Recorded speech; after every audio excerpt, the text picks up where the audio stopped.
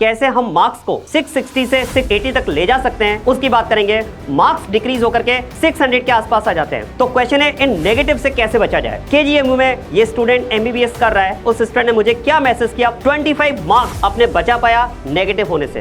Hello dear students, आज मैं बात करने आया हूँ नीट 23 देने वाले उन स्टूडेंट से जिन्हें ऐसा लगता है कि अब वो मेजर टेस्ट दे रहे हैं, लेकिन उस मेजर टेस्ट में जो मार्क्स उनके आ रहे हैं वो कहीं ना कहीं 600 और 620 के बीच में स्टक हो गए।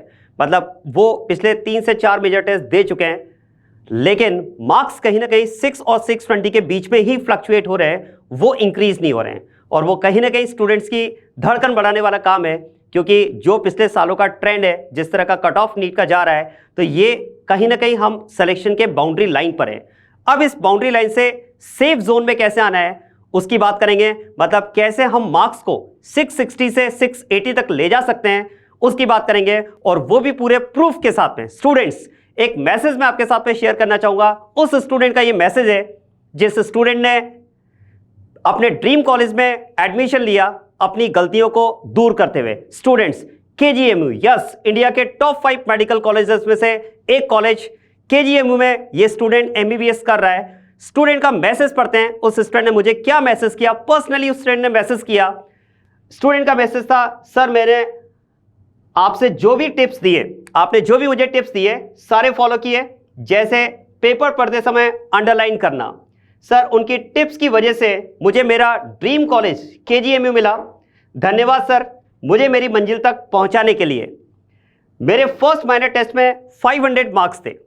स्टूडेंट जब हमारे पास रह करके प्रिपरेशन कर रहा था तो इसके फर्स्ट माइनर टेस्ट में मार्क्स थे 500।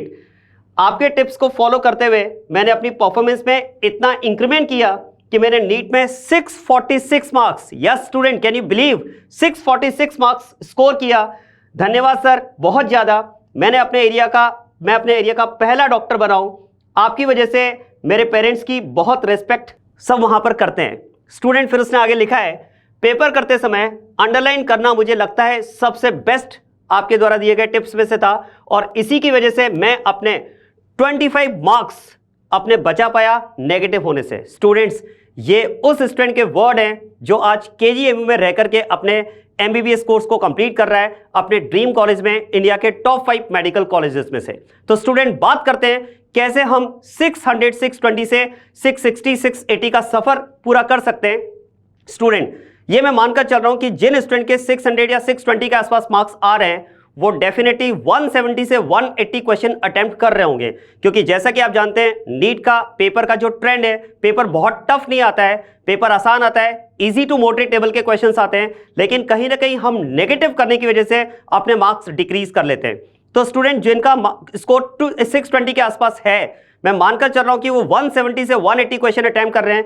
मतलब वो 680 मार्क्स से लेकर के 720 मार्क्स तक का पेपर अटेम्प्ट कर रहे हैं, लेकिन कहीं ना कहीं 15 से 20 क्वेश्चन उनके नेगेटिव होने की वजह से मार्क्स डिक्रीज होकर के 600 के आसपास आ जाते हैं।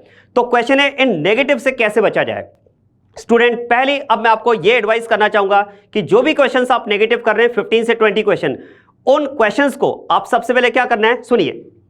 आप सबसे पहले क्या करेंगे, अगर आपके मार्क्स आ रहे हैं 620, 600 के बीच में, और आपको यहां से जाना है 660 से 680 के बीच में, राइट? तो जो भी पेपर आप अटेम्प्ट कर रहे हैं, मेरा यह मानना है कि आप 170 से 180 क्वेश्चंस अटेम्प्ट कर रहे हैं, बट कहीं ना कहीं आपके 15 से 20 क्वेश्चंस नेगेटिव हो रहे हैं। ठीक है, अब इन नेगेटिव क्वेश्चन से हमें बचना कैसे है, सुनिए। तो जो भी क्वेश्चंस आप नेगेटिव कर रहे हैं, उन नेगेटिव क्वेश्चंस को आप सबसे पहले कैटेगराइज करेंगे। ठीक है, आप सबसे पहले 3 कैटेगरी बनाएं इन नेगेटिव क्वेश्चंस की। वो 3 कैटेगरीज क्या होनी चाहिए स्टूडेंट? सबसे पहली कैटेगरी, आपने जो क्वेश्चन नेगेटिव किया है उसका रीजन है सिली मिस्टेक्स। ठीक है, सिली मिस्टेक्स की वजह से आप क्वेश्चन गलत कर रहे हैं। दूसरा क्वेश्चन का नेगेटिव होने का रीजन है आपके रिवीजन में, जो थ्योरी का आपने रिवीजन किया था उसमें गैप आ चुका है। ठीक है, गैप इन रिवीजन। ठीक है, जो थ्योरी आपको पढ़नी थी वो आपने काफी टाइम पहले पढ़ी और अब केवल क्वेश्चन प्रैक्टिस करने की वजह से उसमें गैप आ चुका है। और थर्ड रीजन हो सकता है नेगेटिव होने का कंसेप्चुअल एरर। तो सबसे पहले आप ये चेक करो स्टूडेंट्स कि आपके क्वेश्चन नेगेटिव होने का रीजन क्या है। क्या ये सिली मिस्टेक्स की वजह से नेगेटिव हुआ है, या फिर थ्योरी पढ़ने में जो गैप आ चुका है उसकी वजह से नेगेटिव हुआ है, या फिर कंसेप्चुअल एरर है।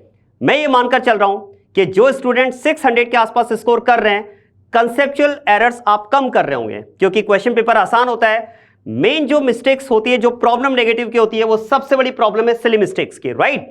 तो मैक्सिमम मिस्टेक्स आपकी डेफिनेटली यहां पर हो रही होंगी, उसके कंपैरिजन में ये मिस्टेक्स आपकी कम हो रही होंगी, और ये मिस्टेक्स डेफिनेटली आपकी लीस्ट मिस्टेक्स होंगी। लेकिन हम तीनों कैटेगरी को कवर करेंगे।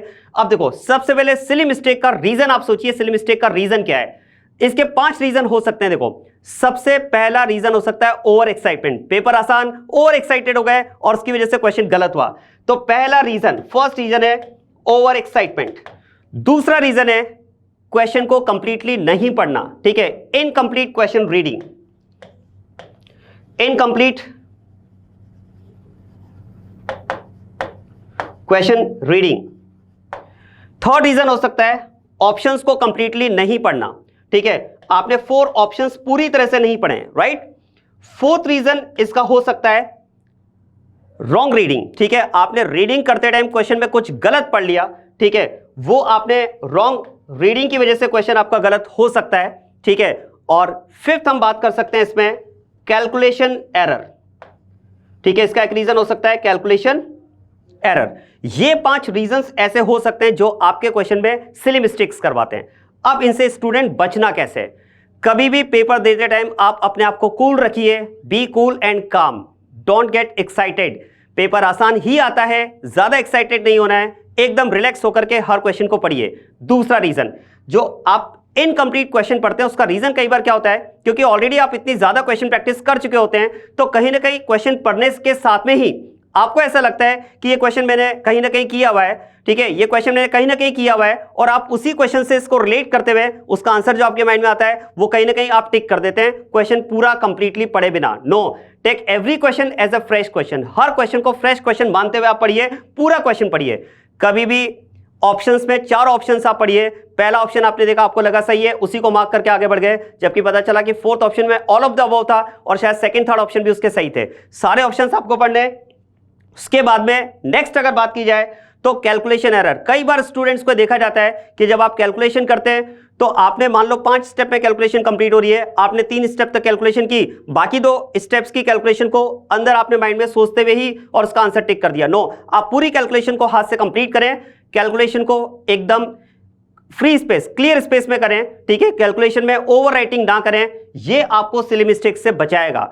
दूसरी बात, अगर मिस्टेक्स रिवीजन में गैप की वजह से हो रहा है तो आप प्रॉपर टाइम देकर के एक बार थ्योरी पार्ट को वापस से रिवाइज करें, और अगर कंसेप्चुअल एरर है तो अपने टीचर से मिलें और उस कंसेप्ट को स्ट्रॉन्ग करके इस एरर से बचें। यह तरीका हो सकता है इन नेगेटिव से बचने का। और स्टूडेंट, ये गारंटी के साथ मैं आपसे कह रहा हूं कि अगर आपने ये किया, और दूसरा सबसे इंपॉर्टेंट पॉइंट, जैसा कि प्रदीप ने हमें बताया, जो मैंने मैसेज आपको बताया, अंडरलाइन।